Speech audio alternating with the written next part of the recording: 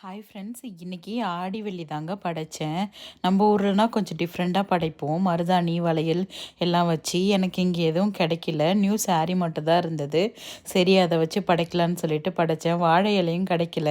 அதனால தான் தட்டிலே வந்துட்டு எல்லாத்தையும் வச்சுட்டேன். தப்பாக நினைக்க வேண்டாம். இந்த பூஜா செட் வந்துட்டு நான் மீஷோவில் தாங்க ஆர்டர் பண்ணேன். சின்னதாக இருந்தாலுமே எனக்கு ரொம்பவே பிடிச்சிருந்தது.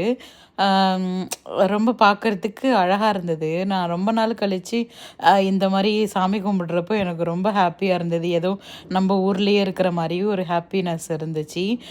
நான் இந்த சைடில் உள்ள லோட்டஸ் மாதிரி இருக்கு இல்லையா, தாமரைப்பூ, அது எல்லாமே மீஷோவில் தான் ஆர்டர் போட்டிருந்தேன்.